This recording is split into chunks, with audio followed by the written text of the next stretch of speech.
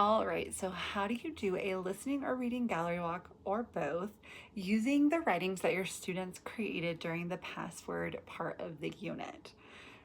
First, if you have not watched the why type video, go start there. That's going to be step one because you need to have the writings that your students did in an accessible format for you to be able to manipulate them and post them for other students.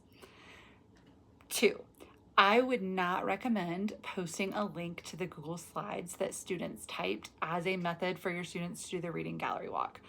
While it seems super easy and saving a few sheets of paper, it is going to be very tempting for your students to use a translator, and we don't want that. So I would not recommend posting a link. Now, what you are going to do is you're going to print out an appropriate number of your students' writings to reuse for the reading gallery walk. Personally, I try to print as many as I can get edited that fulfilled the requirements so that students can see their work posted and feel like they did a good job and feel like they made something worthy of another activity for class. However, I would recommend a minimum of half of whatever the number of your largest class is. That way you can tell students no more than 2 students at each paper while they're doing the gallery walk. For the listening, you're going to do the same thing.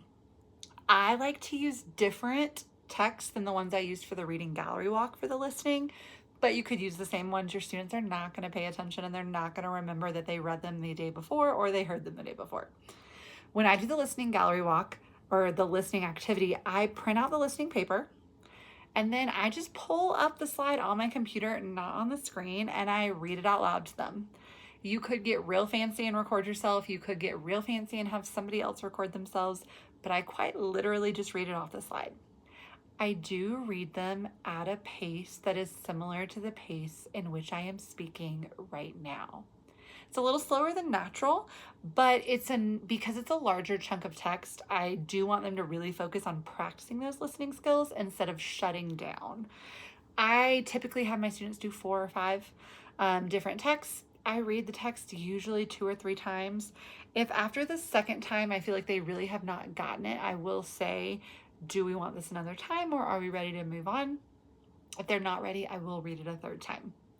So you're using that same information your students wrote to do both the listening and the reading gallery walk.